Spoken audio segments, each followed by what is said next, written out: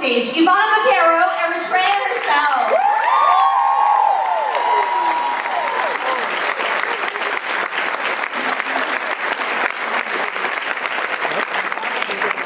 You just met her in that first act. And lucky for you, you're going to spend a little more time with her. She plays Lyria. Please welcome to the stage, Vanessa Morgan.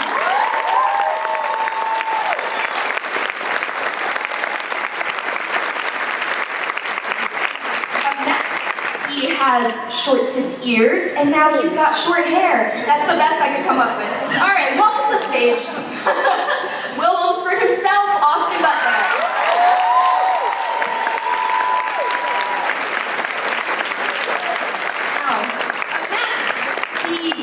The Dagamore.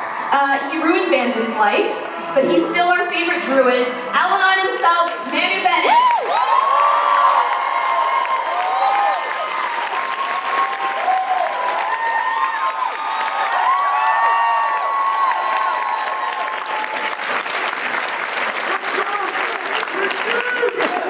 All right. Shall we begin?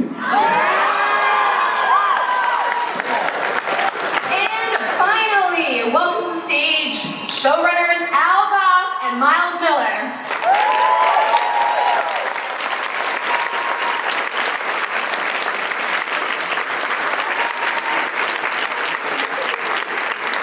It's a long walk. I should have come up with more for that one.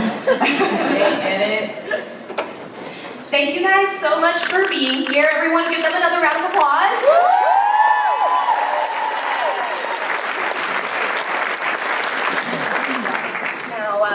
Now to recap what happened at the end of last season, the Dagamore has been defeated. The Elcrease is now Amberly. Amberly is now the Elcrease. So she's gone through a transformation. We can call it a transformation. And that's really where I want to start.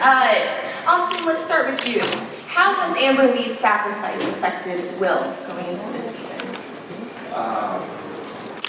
It was the hardest thing that he'd ever gone through, I think, besides losing his mom. And because he just started to regain hope that something could happen, that he could have a life afterwards. And then it was so unexpected, and he didn't really have the chance to say goodbye. And so for this last year, he's just been slipping into this darkness within himself and losing hope, and so it was interesting to kind of find where that is, because it's a very different Will from who we saw last season. And it's a really different Eritrea too. I want to start with this core group here. We just saw you in that first act, kicking butt, doing your thing. And how has being separated now affected her? She doesn't know anything that's happened over in Argonne, right? Well, yeah, exactly. I mean, we start off. We start off, and yeah, for all she knows, Will and Amberly are living happily ever after in Argonne, and she pretty much thinks that they left her behind. So she's starting her own life. Without saying much, I will say that, Amberly sacrificing herself does change her relationship with Will, and we will see how that really affects them. Now, Alan, Miles, I want to talk about this season going in. When you guys were breaking the story for this second season, what were the main questions that you wanted to answer, and what were your goals going in? Well, we had a few big goals, and obviously one big challenge, which is the books are written generationally, and so Wish Song takes place 25 years later, and actually you meet Will and Eritrea's kids. Spoiler alert if you haven't read the book. So this one was interesting because we were basically telling a story post Elfstones, but pre-Wish Song. So it's sort of telling those stories in between, which actually I think gave us a lot more freedom. It's something that Terry was actually very excited about, because I think it sort of got away from the books. And it allowed us to kind of explore these characters further. And what we really wanted to do is see what was Al-Anon says through the first thing, magic has a price. And I think in season 2 you kind of really see the price of magic for all of them. For Will, for Al-Anon, for Eritrea, for Lyria, and it allowed us to sort of explore that story further, and also to see new parts of the Four Lands that we hadn't seen before. We're going to see the Kingdom of Lee at the very end of the first act. You saw Skull Mountain. We're going to see Greymark. So it allowed us to kind of open up and expand the world, and I think sort of freed from the kind of single quest nature of Elfstones, it allowed us to explore all these characters in much greater detail. Also, the challenge was we lost Amberley. He's a huge character in the books and a fan favorite and all those things. So I think, as showrunners, it's how do you top an ending like season 1, which is such a beloved element, and for us was the reason we did the series in the first place, that first book. So that was something we had to really challenge the writers to better ourselves, to really come up with a story that was worthy of Terry's legacy, and hopefully we did it. But yeah, it was challenging for everybody. I mean, we certainly got a taste of what those bad guys are this season, right? We saw people being strung up and labeled magic users. It's pretty terrible. Can you two also tell us a little bit more about the Crimson and this General Riga figure, and anybody else hop in if you want to tease anything? Yeah, General Riga, this was a character we wanted to introduce. He's not from the books, but we also wanted to see the idea of, now that magic is back in the world and people are aware of it, what is their reaction to it? And a lot of people, it's fear. And because Ander is a young king and his kingdom was decimated by the demons, even though ultimately Will and Al-Anon and Amberley and Eritrea allowed them to prevail, there was a cost. And a lot of times this is when, basically hate groups and things like that are born out of this sort of chaos. And that's really what Riga represents. And he is someone who, lost people he loved in the War of the Forbidding. So he comes at it from a place I think you can understand. He just takes it to a very extreme point. So I think he'll be a great, antagonist and villain. Bandit is also back, and he has gone very dark, and that is very dark. Very dark, and that is something that Al-Anon is dealing with. There's a lot of Always blame Al-Anon in his trouble, right? Yeah, that's your manic. I just hide behind the beard. So there'll be several sort of villains and antagonists this season. Yeah, Manu, actually, I do want to know, how does Al-Anon feel about all of this? With Bandit running around rogue, doing what he's doing, you'll see. There's a new depth to season 2 that, I enjoyed it so much. When we got to the end of this season, we all looked at each other and we said, yeah, we did that, didn't we? Like the first season was just kind of like a whole new show, and you never know what the formula is, and you're kind of like in there just trying to make a series that'll come back, But I think that this season I love this guy. This guy here has got such a big heart since the first time that I met him, and I think that he is such a beautiful soul that being Al-Anon and sort of always looking toward Will as the central figure for my character is almost like a son, and I don't know, this season introduced a lot more different racial perspectives as well, which I find very important in television these days, and so I think Alan Miles really stepped up in terms of dealing with what the world's problems are, the real world problems, there's sort of, it has to marry into Terry's original books, but I think we took this big step this season, and I know that we've gone to a new network, Spike, but at the same time, I hope that the fans, and I know you're all here because you're fans. When you tune into this season, I think you're going to really get to go on that strong second season of the show that's just got so much more to offer. And I was proud to be a part of it and to work with these beautiful young ladies. Vanessa, you brought a new strength to our show. Well done, darling. You guys welcome me with open arms. And Ivana, as that trailer rightfully shows, you bring the center into this new season, and well done, darling. She was a good girlfriend, she was a good kisser too, guys. I live into it.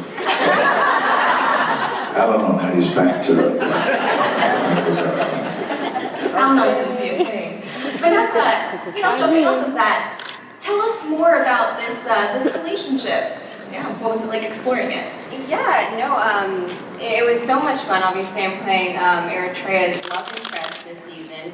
We had so much fun together, exploring this crazy world of Shannara, fighting, sword fighting, and I play a princess, which has always been a childhood dream of mine. So my costumes, as you'll see as you watch this season, are so elaborate. I remember Snapchatting all my friends, all my fittings, being like, look at this one, look at this one. But yeah, no, she was such a fun character to play, and alongside Ivana, it made it so easy. Thank you. And I love it how there's so many more new characters this season. I mean, I get to interact a lot with Vanessa, Furia, but there's also Meredith, played by Melise. There's Garrett Jax, played by Gentry. There's just so many new characters. And, I think what's different from season 1 is that in season 2, we all at some point connect or interact with each other, which enriches the story even more. And I think that's something really to look forward to. Yeah, you mentioned Meredith, who we saw in that first act, Melissa's character. Since she's not here, Austin, I have to ask you, what is this I'll connection? pretend to be Melise. Yeah, do it, just go for it. So tell us a little bit more about why she's around. What can you tease about the relationship between you two going forward? Oh, Not not much. Don't look at me. Yeah, what can I say? So she comes into my world, and she kind of is a catalyst for some of my journey as well. And as soon as she shows up, bad stuff starts happening. So I don't know if it's related to her or if she just happens to be there. Yeah, she has an interesting history. Yeah, she's the new poor Austin. I was just watching the squirm here, like a bad subcommittee meeting. She's a new character. Obviously, from the footage we saw, she does have magic. She does have a secret, which gets revealed pretty early on in the first couple episodes. And she's a very important, as Austin said, catalyst in the events that come. And she's, what we really loved about Meredith is that. And Melise is, as Miles said, when you lose somebody, a character like Amberly, and frankly an actress like Poppy, who's amazing, it's how do you sort of fill that hole in your show. And what we didn't want to do was Amberly 2.0. So I think Meredith is a very different character, and Melise is a really fantastic actress that brings a whole new energy to the show. So I think fans will be very interested in her journey and in her relationships with Will and with Alex. Yeah, it's been true in terms of the show is very much about strong female characters, and I think Melise does that in spades, and obviously so does Vanessa and Eritrea, and there's other characters as well who I think really continue the forefront of that, which was Amberly as well. So I think that's something that's a signature for the show. So I think that's something that Melise brings as well, and Vanessa this season. Now, broadly going into this season, let's talk a bit more about, Manny, you mentioned how this season will explore, the racial prejudices between these different races. It sounds like the elves are getting a lot of help outside of, Slanter and the gnomes. So this season, this is a question mainly for you two on the end. What are the main themes that we will be seeing? Ivana, you mentioned connections between the characters, but what are we seeing in this season that makes it dramatically different from the first, which was mainly a quest? Well, I think one of, as Manu said, one of them is sort of, racial prejudice, and racial in this world is gnomes, trolls, humans, and elves. And, the elves were on the top of the food chain through last season, and we heard a lot about how they had basically, isolated the other races. Slanter, King Ander was really the great sort of unifier who reached out to Slanter, and then obviously the gnomes came in and helped save them. And then this year it's now that the elves are no longer, the greatest country in the world anymore, what do they do and how do they interact with the Kingdom of Lee, which is humans, and a queen named Queen Tamlin, who, has her own agenda. So they're fighting, not only are they dealing with the races outside of the elves, and frankly they're dealing with a brewing civil war with General Riga and, you know, the Crimson, who are all sort of former Elven military who hate magic users. And obviously, Anders aligned himself with Will and Al-Anon and, you know, the other races. So I think you definitely have that. It's also a season about sort of the sins of the father visited upon the son, or the children. So you'll see a lot of that, and you see it, some of it is, you know, real and not real, I would say some of it's biological with actual parents and children, like you'll see Lyria's relationship with her mother, and you'll see, you know, Will dealing with the legacy of his father, and then some of it, you know, you have Al-Anon dealing with Bandit, you know what I mean, and Will, who are sort of surrogate sons who, you know, one has gone to the dark side, and Will, you know, who felt betrayed by Al-Anon because he didn't feel he gave him the full story. You know, man who's like King Lear this year, dealing with all of these things. There was a really good scene that was about to get played on that trailer. Tell us about it. Tell us about it. It was on Wednesday. That mountain was Wednesday. that mountain was just about to come to life. Just my moment. We'll go with that then. Vanessa, as the lone new cast member on this stage, I want to know, what was it like joining this crew down there in New Zealand and getting to play in the world of four lands? I mean, it's always nerve-wracking joining a cast, especially in a season 2. You don't know how welcoming people are going to be, but this was the best cast to join, you know, a season 2. They were so friendly. You were so. I remember the first time I was like, Austin, you're so nice. Like I went home on the phone with my friends. I was like, I'm so shocked at how nice everybody is. Just genuinely nice people. She has much more dirt on the Riverdale cast, right? No, that's great too. Don't be putting her there. That was awesome too. This is off the record. No, I've been lucky. I've had great experiences, but especially going to New Zealand, that's 14 hours flight away from home. That's really scary as well, doing that alone. So I had a great experience. It's now my favorite place on earth, and getting to explore and being on set, having our cast chairs with the most beautiful scenery you can imagine. It was awesome. It sounds like it. Now, Yeah. for everyone else, for Ivana, for Austin, for Manu, you know, going into this season is so wildly different from the first. You've got all these new characters, all these new lands to explore. I mean, how different did this feel for you guys? What was it like dealing with all of these changes and diving back in? Well, I think one of the things that always just has to be recognised in this series is how wonderful the production is. You know, just how wonderful our set designers are, and costume design, and you know, when we walked in, I remember walking in season 1, and we went in and we saw the Elcrease, you know, and we saw, you know, we saw the kingdom of Arbor, you know, and when we walked into these spaces, you could have sworn that you were walking into a film set, you know, like, if not better. You know? I mean, the production quality is so good.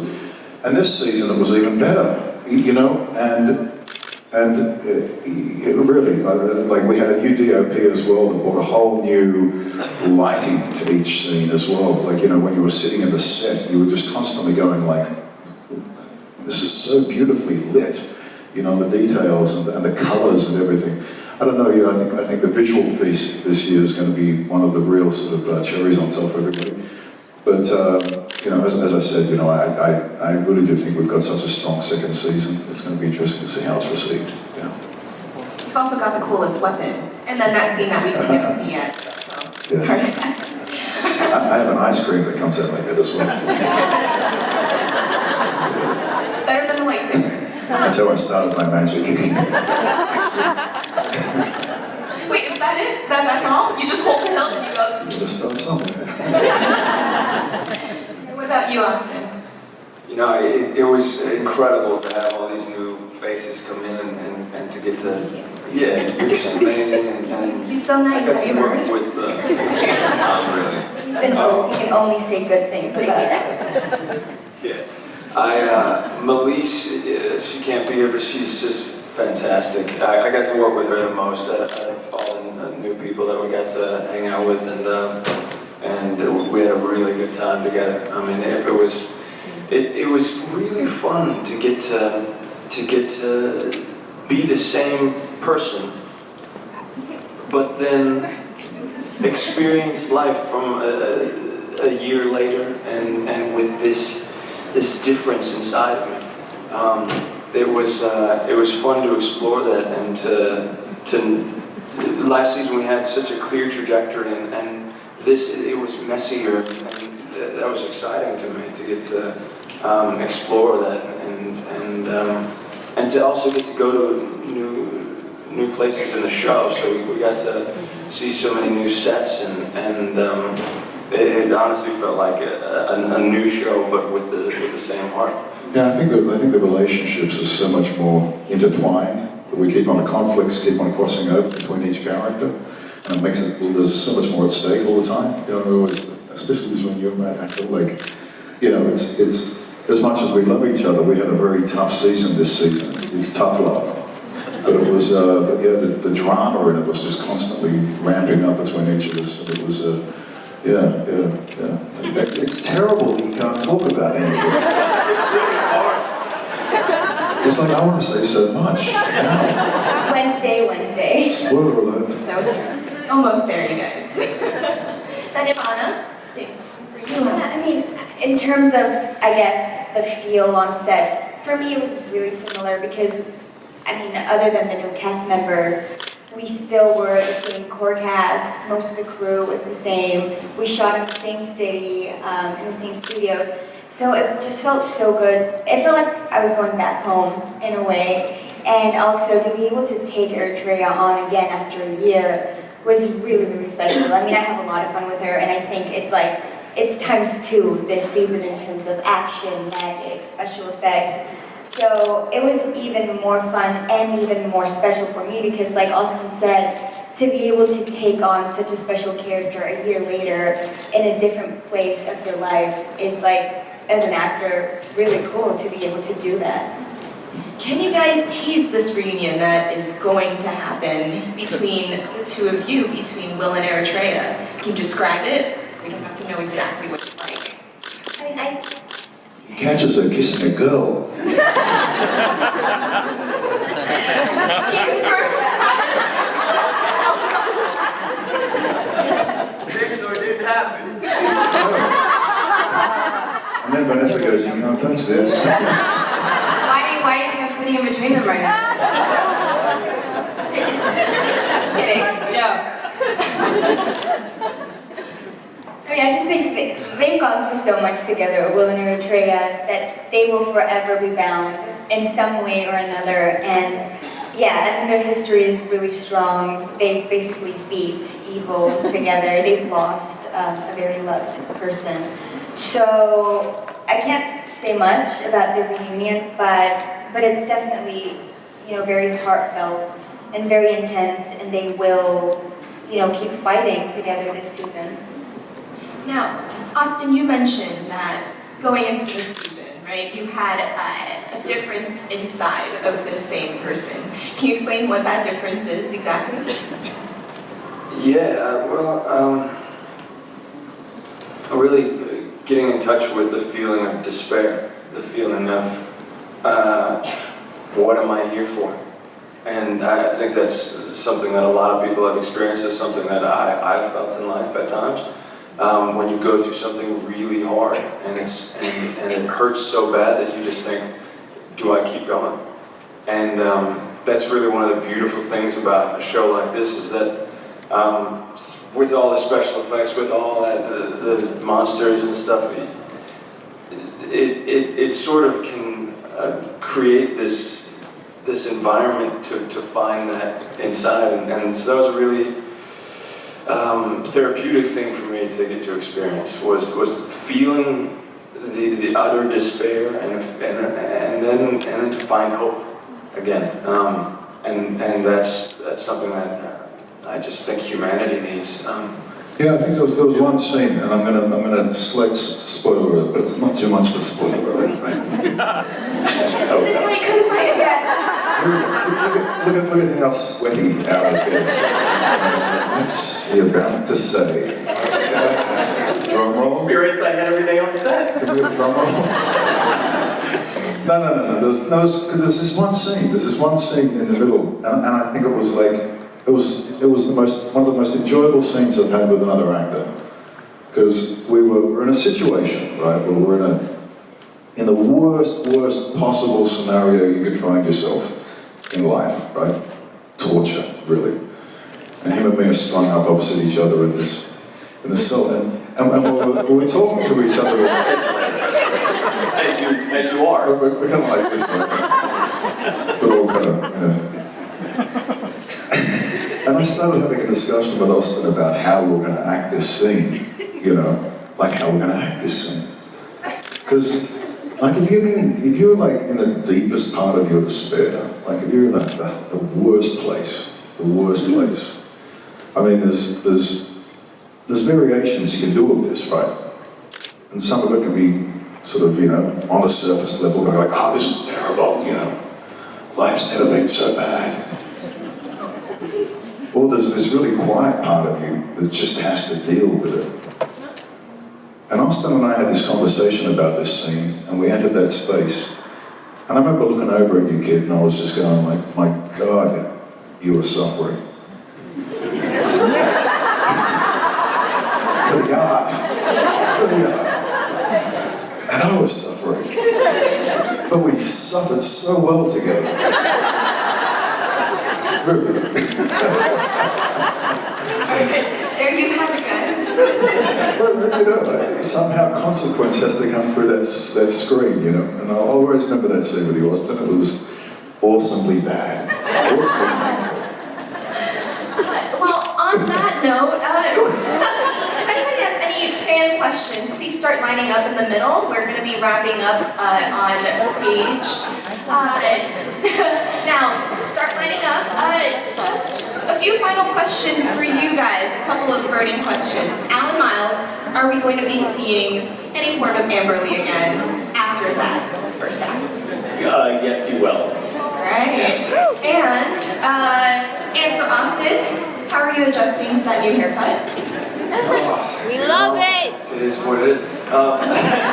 Here's some love it. We love it! You like it? Take a straw poll right here. I don't know. It's hair. We're gonna end on that and the suffering anecdote and move on to fan questions. So step right up, up to the mic. Go ahead.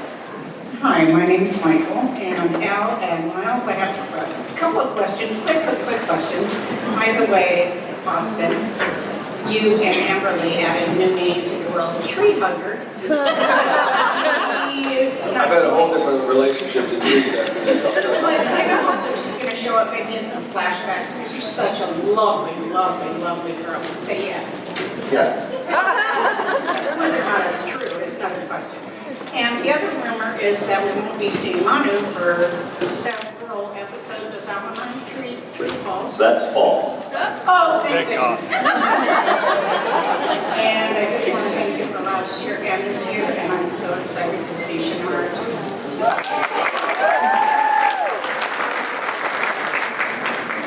Hello. Being that last year, well, year and a half ago, that you guys were on MTV and now you're moving over to Spike, which caters to a different demographic. Do you feel like that changed the way that you either wrote or shot it, giving it maybe a little bit darker tone than what it was before? Well, what's interesting is we didn't hear we were moving to Spike until we were, frankly, far along into production. I think our goal this season was to make I would say, a more complex, darker, and complicated show. That's what everybody, frankly, wanted to do. And once we had the freedom of moving away, because there wasn't a book to go off, it allowed us to, I think, to take the show in those directions, and very much with Tara's blessing. Thank you.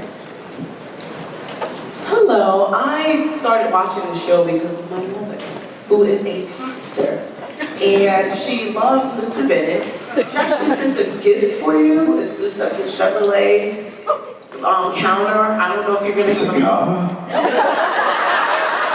Oh, that would be very nice if it were. But she definitely sent me with a gift. My sister's just holding at the Chevrolet. I also wanted to know if I can get a selfie with Mr. Austin and Manu, or if you have a You're Wonder Woman, are you kidding me? Come on.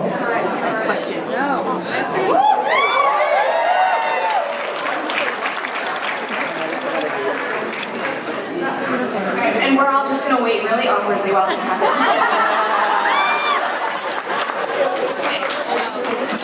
Oh, come on. That's not a question.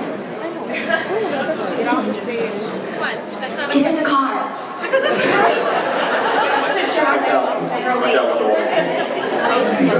That's not a question. All right, we gotta move on to the next question and make sure it's a question and not a demand. I'm being a jerk. That was really nice. Great outfit. Hi, my name's John. This question's for Manu. I'm a big fan of yours. To me, you'll always be Crixus, and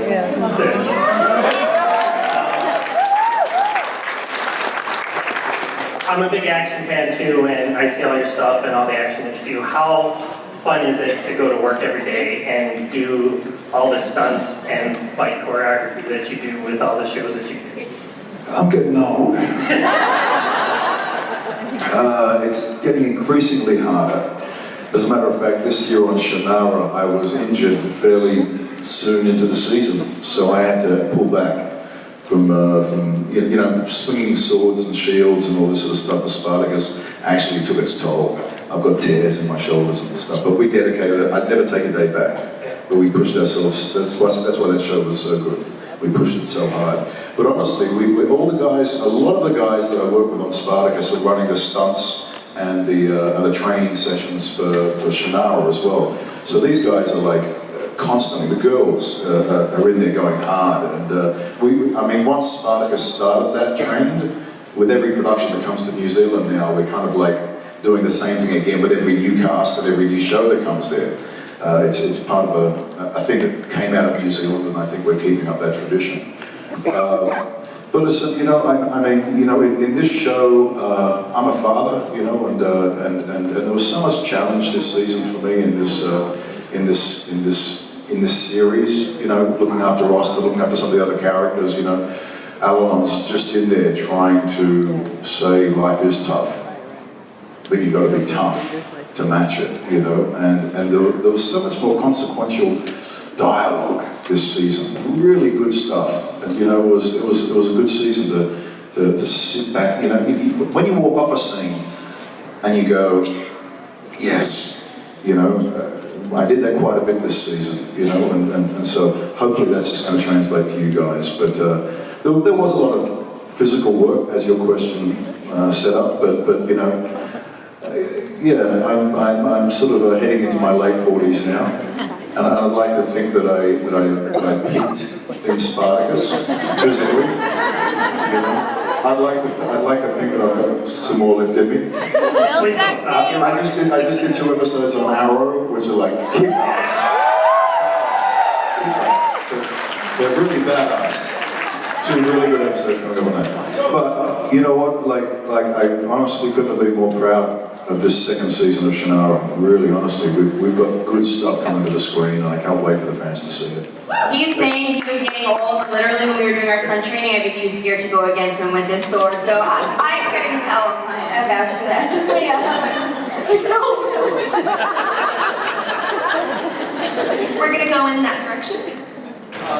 I just want to thank the showrunners for choosing Elle Stones to start off, because Sword and Wish song read like a Dungeons and Dragons campaign, and I can have trouble getting through them.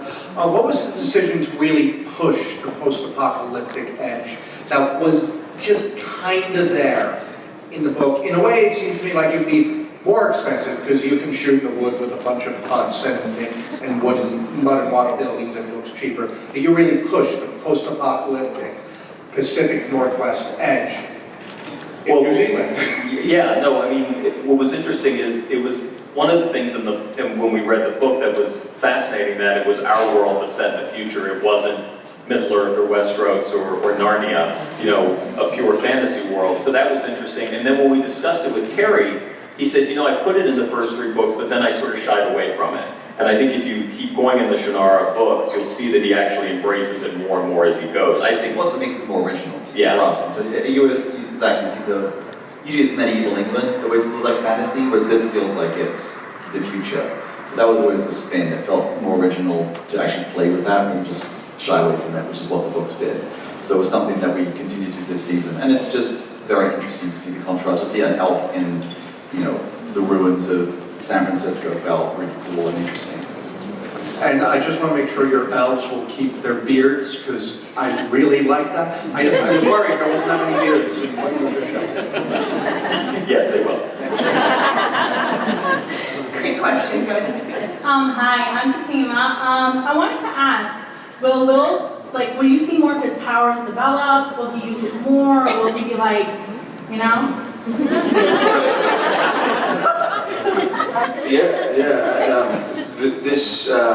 This time around, you get to see me practice it more and really have to. But the thing is, it's only when I'm aligned. If I'm in a dark place, then it's kind of like, I'm gonna have to help me here. Show them that trick. Show them. No, I think you'll see that Will has mastery of the stones this season. But is he more forthcoming to use it, or does he feel more hesitant? Because he was hesitant in the beginning. So he can call on it this season when he needs it. Also, this season he abuses it as well. It's not necessarily a good thing to do. That's what I mean. Yeah, sure. Yeah, so I abuse him as well. Oh, and I just want to say, vaquero, I love you. Thank you. Right. Adam. All right. Mr. B, give me a second. Uh-oh. How are you? You guys doing okay? Okay. Yeah. All right, here's the question. When you were playing Azog, the motion capture, what was the difficulty of what give me the formal. Oh, okay. Azog, well, just Peter Jackson's world is put this way. When you're in a studio with Peter Jackson, it's an incredible experience. Lots of money going on. Lots of high-end production. I felt like I was abducted by aliens. I was stuck into a green suit, and instead of playing a reptile, I had to play like a 10-foot orc. And to be honest, the most embarrassing thing was actually just being in that green suit. Because when I walked out, I looked like an idiot. And I felt very self-conscious about it, actually, because the guy that was cast before me, another guy played that role that was 7 foot. Then they got to the end of the filming and they decided they weren't going to use him. And Peter Jackson called me in to replace the whole performance in motion capture. I had a very small amount of time. Luckily, I was physically ready for it because I was doing Spartacus at the time. But it was a trip. It was a trip. It was a complete trip, and it was so fast. It was over like that. But incredible experience, brother. Look, whenever you can work on a production that's as big as that, it's a great honor, But I was just lucky that, straight after that I got a phone call from Arrow, and then the very first job that I auditioned for in Los Angeles was the Shannara Chronicles. And this man was sitting in the room and he had a card face, and I walked out and I rang my agent and I said, forget about that one. And then I got a phone call the next morning saying that I got this job, and it was beautiful because I got to go home to New Zealand and be with my kids and be at home. And that was just such a wonderful opportunity. So every opportunity is an opportunity. Ours was a wonderful part of my career, but now I'm here as Alamo. Just a suggestion for you. If DC ever approaches you to do a character, please be a villain. Please be Atrocitus. Atrocitus the Red Lantern. Thank you. Can I give you all the camera? Thank you, brother. Thank you. Cheers. Hi. Hello. Atrocitus? New Zealand a lot, so I was wondering, during all the production filming, what was your favorite scenery? Because we know New Zealand is so beautiful and so lush. What was your favorite parts of going there and filming? Because you probably did a lot of filming outside and on set. Yeah, and I think this season, more so than in season 1, there's a lot more on location scenes, which is beautiful. And we got to go to the beach, to the mountains, to to the sand dunes. We didn't even have to go anywhere on the weekends because we got to experience it on a daily basis.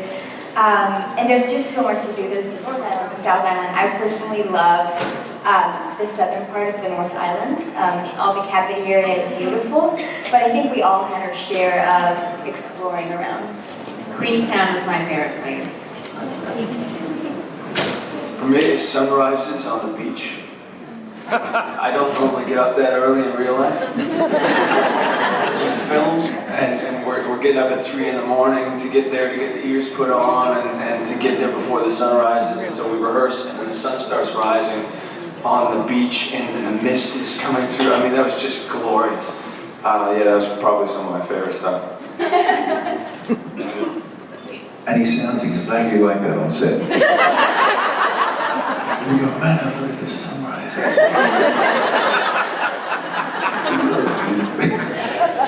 He's this guy. And I'm sorry to say, this will be our last question.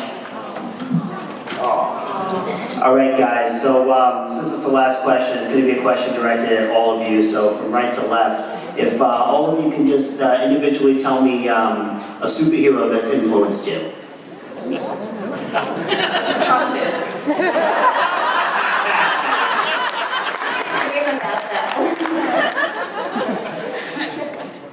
I'm gonna say Halle Berry's Catwoman.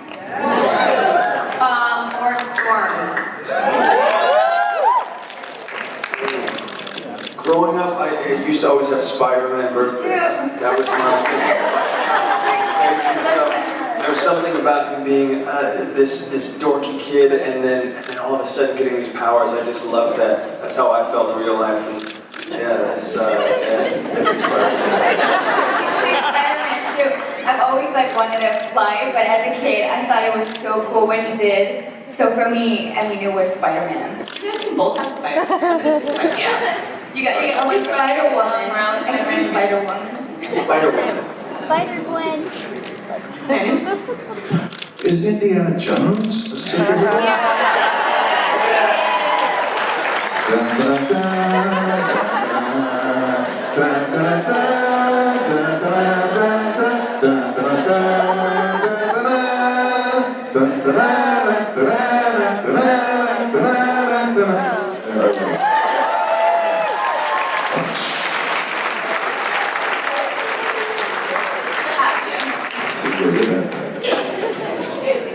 how do you do that skull thing? That's great. Do you want Alan Miles' answers? Yes, please. Well, I'll say Clark Kent. Yes. And I'll say Spider-Man. All right, thank you very much. Look forward to season 2. Thank you. Now, just one final announcement. Thank you guys so much for showing up. Season 2 debuts Wednesday, October 11th at 10 p.m. on Spike. So